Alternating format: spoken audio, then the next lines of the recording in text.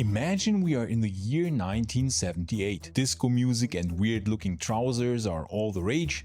The last men walked on the moon just 6 years prior, and you can take a plane from London to New York at a speed of Mach 2.02 or 2,154 kilometers per hour or 1,338 miles per hour, leaving London at 4 p.m. in the afternoon local time and arriving at New York JFK Airport actually about an hour before 4 p.m. local time, because the Concorde actually flew faster than the Earth's rotation speed at that altitude. So from your vantage point aboard the Concorde, the Sun would have started reversing and moving from west to east. The fastest flight of a Concorde on the London-New York City route was actually an incredible 2 hours and 56 minutes in 1983. Whoever was able to afford the crazy expensive tickets sure had an interesting experience, traveling at 60,000 feet or 20 kilometers above the Earth at Mach 2. So here we are now in 2024, 2 decades after the Concorde was retired. And now, of course, because technology has progressed significantly since then, we can finally fly much faster from London to New York, but also on other routes. Mach 3, Mach 4, and people all over the world are traveling around at much faster speeds than decades ago in our fantasy. Because in reality now, 2 decades after the retirement of the Concorde, here we are in the futuristic sounding year of 2024, and we are actually still traveling at slower speeds than way back when. How could this have happened?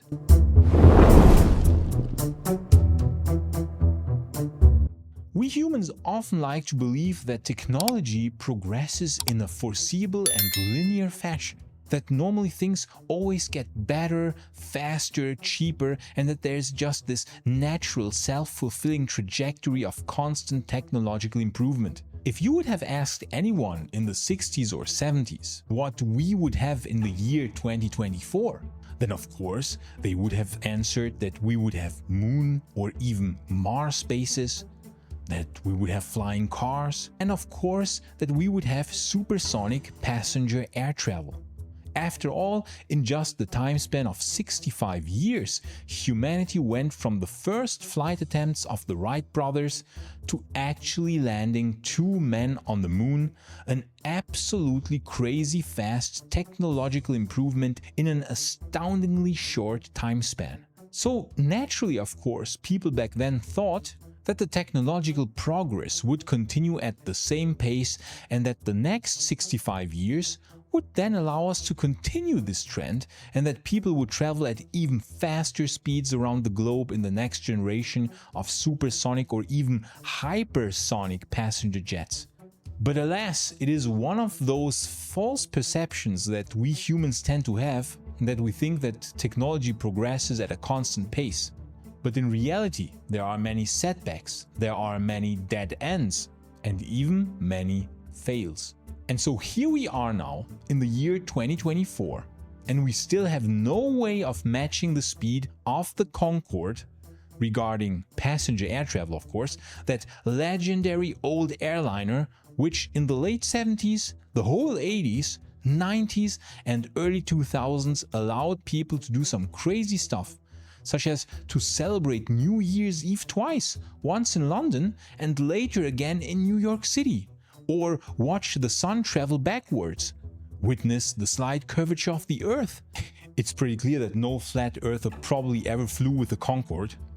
And overtake all regular passenger aircraft by more than 1000 kph or 650 miles per hour of speed difference. But the same way that after the Roman Empire, there did not come a more advanced Roman Empire capable of building spaceships, but instead there came a 1000-year-long crap period of decline, death and disease, where many of the technologies were lost and had to be relearned in an arduous way.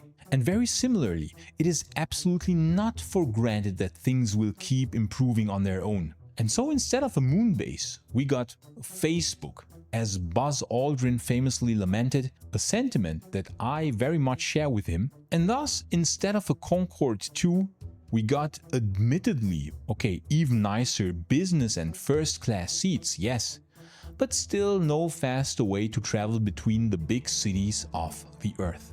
But why? How could that have happened? And is there a solution to this? Indeed, turns out there is a company that will continue the legacy of the Concorde. But before we get to that, what went wrong with the Concorde in the first place? Well, after a tragic crash of the Concorde on July 25, 2000, where all 109 passengers plus 4 on the ground were killed, the ticket sales for the Supersonic airliner declined considerably. Add to that the air travel slump after the 9/11 terrorist attacks, and then Airbus had acquired Aerospatiale in 2000, the company building replacement parts for the Concorde.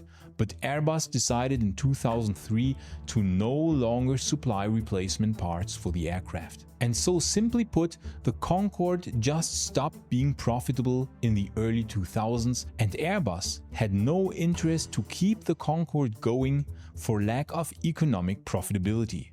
So in the end, there just was no viable business use case anymore for Concorde, as it was just not profitable enough. Capitalism giveth, but it sometimes also taketh. And that is the tragic story of how humanity's incredible trajectory of ever faster travel ended. And why in 2024 we now have really nice and comfy seats and even beds while flying, but we still travel at the same speed of 60s airliners and still not even half as fast as the legendary Concorde. But please don't be sad, because the company Boom Supersonic plans to revive supersonic passenger air travel with their Boom Overture airplane. This planned supersonic passenger jet by the relatively new company Boom Supersonic, which was founded only as late as 2014, went through a few redesigns. Earlier designs were quite similar to the Concorde, with a similar speed of Mach 2, actually even a bit faster at Mach 2.2, so 2.2 times the speed of sound, as compared to the Concorde's Mach 2.02 of maximum speed. But they changed the design in July 2022 to resemble more closely the Boeing B2707-300. You know, this was way back when Boeing didn't suck, when it was still an innovative company. I know it's hard to imagine that such a time even existed. This really cool looking aircraft would have been basically the American version of the Concorde, but even larger, able to seat 300 passengers and reach an insane speed of Mach 3, so 50% faster than even the Concorde. But it was cancelled due to cost overruns and lack of funding. Let's take a moment to lament that decision, because I personally would have loved to see that plane fly. So the Boom Overture in its current design iteration is based on that legendary Boeing aircraft that never came to be. But we could say in a more tame version, maxing out at a relaxed Mach 1.7, so 1800 kph or 1100 miles per hour, which is still twice as fast as regular subsonic air travel, let's not forget that. It would seat 64 to 80 passengers, allow for almost 8,000 kilometers or 5,000 miles of range, and is projected to allow for far cheaper tickets than Concorde at $5,000 New York City to London round trip, as compared to the Concorde's insane $15,000 in today's inflation-adjusted dollar value. Due to its design, the Boom Overture would have a not as loud sonic boom as the Concorde, so that some routes would even be allowed at least partially over land. Currently, the company aims to build a factory in Greensboro, North Carolina, in the USA, and in 2023, the Saudi Arabian NEOM Fund invested an undisclosed amount into the company, so that actually we could see this thing really fly, if all goes well. Boom also develops its own in-house turbofan engines, and they plan for an initial production run of the engine this year. If all goes well, the Overture is currently planned to hit the market in 2029. And then hopefully this time, supersonic passenger air travel will be staying around, not meeting the same fate as Concorde. So hilariously, the future will be again somewhat like the past. We will have supersonic air travel again, people are going to fly to the moon again, and maybe disco and weird looking trousers will even have a comeback again, who knows?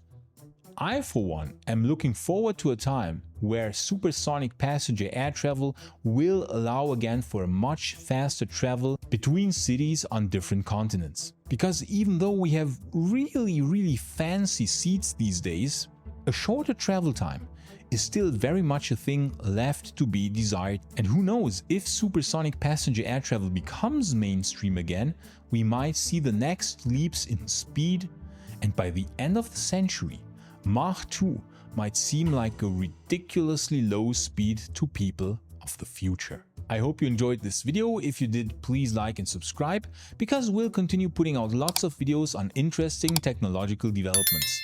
And please consider supporting us on Patreon or via a YouTube membership, because that would allow us to make even more and better videos.